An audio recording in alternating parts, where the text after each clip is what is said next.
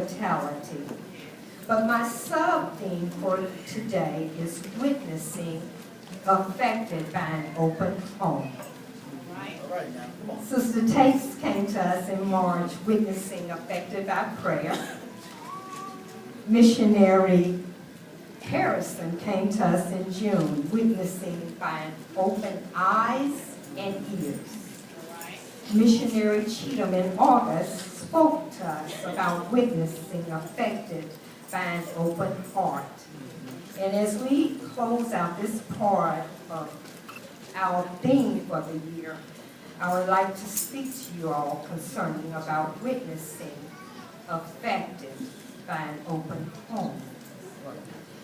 They've given you the definition to be a witness, but I would just like to refresh it in your mind. Webster says it's to see or to observe an event that takes place. It serves as evidence of, that's definition number 2. But definition number 3 says to give a first-hand account of something that you've seen, heard, or experienced, to testify of. And all of us can witness of the goodness of God because He has truly put an experience inside of us. And we can witness to others about what He's done for us. There are tests that we often go through. God allow us to go through that we may testify about it to others that may be going through the same test. He does it to make us strong in order to help others. A lot of times the test that we go through, it may be similar to the same thing that you're going through. But it comes out with the same results. God handles it. And because of that, we can testify to someone else. Yeah, I went through that too. But guess what? He brought me out. He was able to handle it. It may be a different situation, but it comes out the same testimony. God can handle it. When we put Christ first place in our lives, it's not hard to witness to others about His goodness. Our witness as saints should affect our homes. To be an effective witness, we know that we must live the life. It's not enough to speak it, but we've got to live it. We know in our homes, our different households today are made up of different situations. There are some homes that have a husband and a wife with children. There are some homes that have a husband and wife with no children. There are single parent homes where the mother or the father are raising the child alone. Then there are single adults that live alone. There are single adults that aren't married that live together. Well, I come to tell you this morning that that's a sin before God. Shacking and common law marriage is a sin before God. How can I testify to that? Okay, 1 Corinthians 7, the 8th and the 9th verse, Paul says, I wish the unmarried and the widows would be as I, unmarried. But if you can't contain, which means if you can't control yourself, it's better to marry than to burn.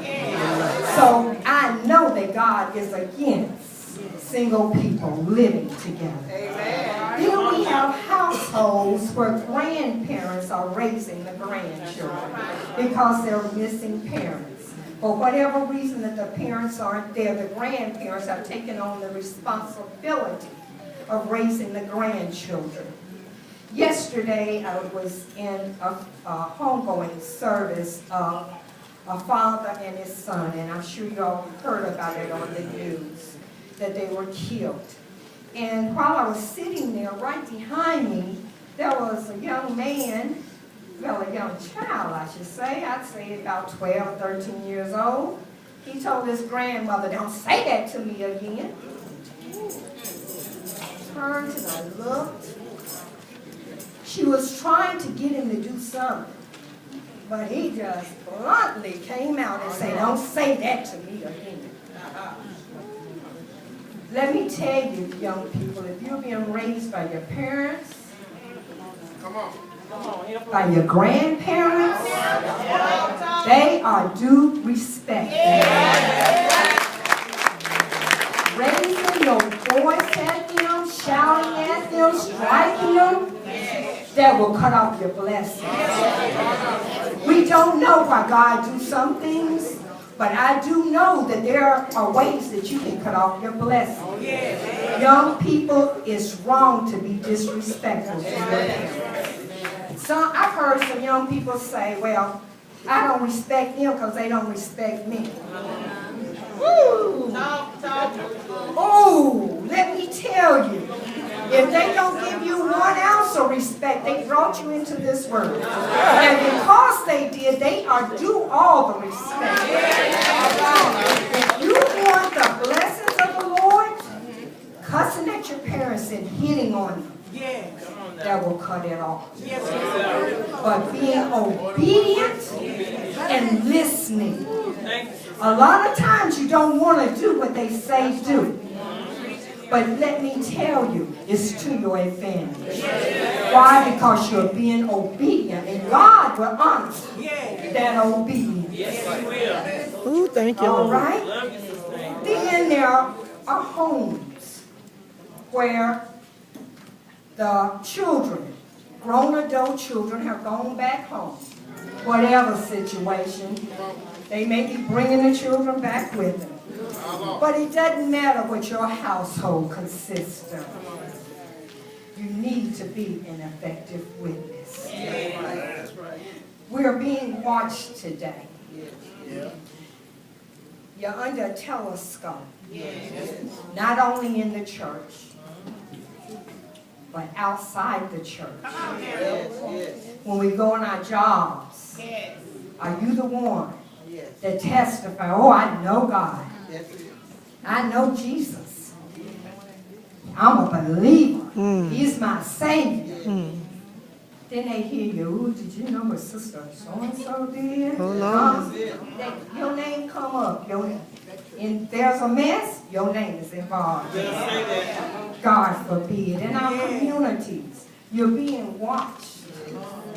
Are you the house where the party starts every weekend? Do they hear cussing all the way down the street coming from your house? Our families are watching us. Young people are looking at the way that you react. Let me tell you, they see you here on Sunday, shouting heaven down. And you go home and raise on heaven all week. They hear you. They hear the teaching about not drinking and not smoking.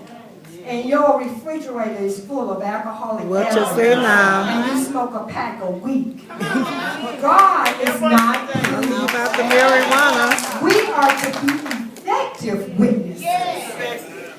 When we want our children to show respect toward us, there's a certain way that we need to live. Our living should be our testimony. It should be our witness in our home. God is calling for us to live a holy life. It's not what's happens in my house stays in my house.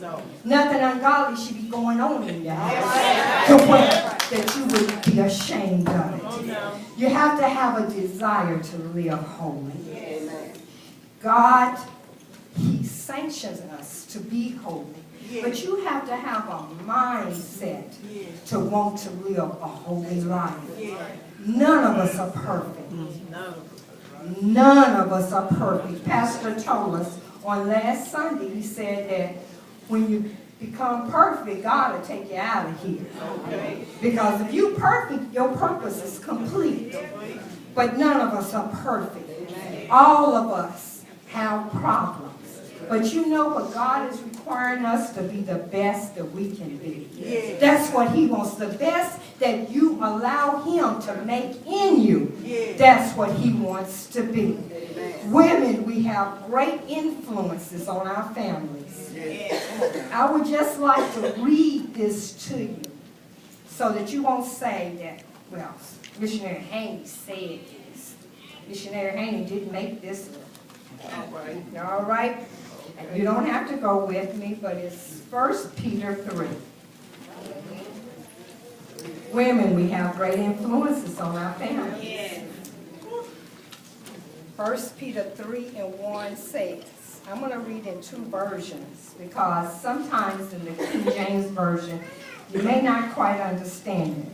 But King James, it says, likewise, ye wives, be in subjection to your own husbands, that any obey not the word, they also may, without the word, be won by the conversation of the wife. In the New Living Version, it says, and I think it breaks it down just a little bit better.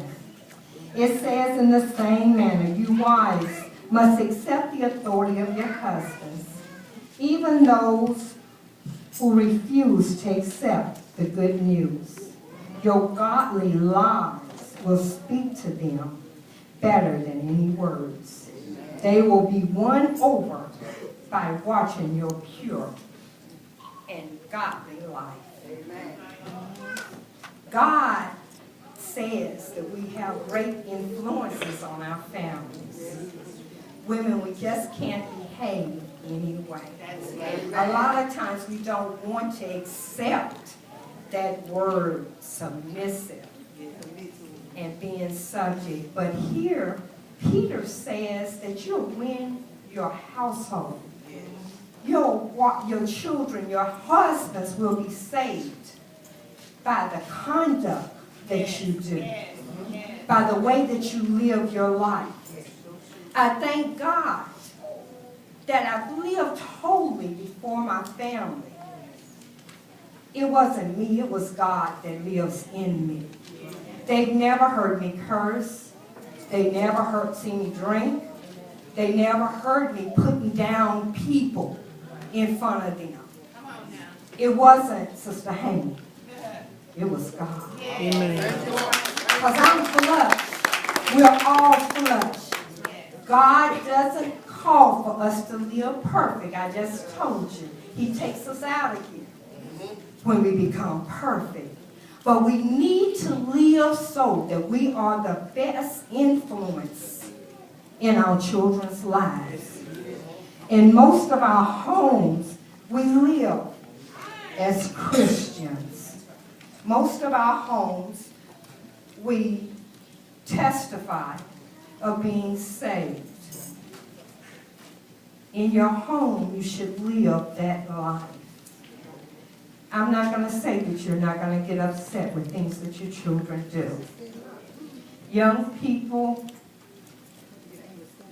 you get upset at things that your parents do, but you can't be disrespectful. Women, I'm telling you today, you must demand respect.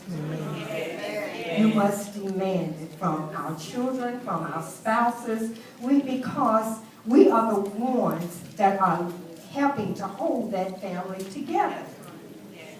Children, young people, you don't get on Facebook and talk about your parents. You don't go around your friends, putting your parents down, telling them, you don't know what they said to me. You don't do that. Because you're tying God's hands, and he cannot bless you.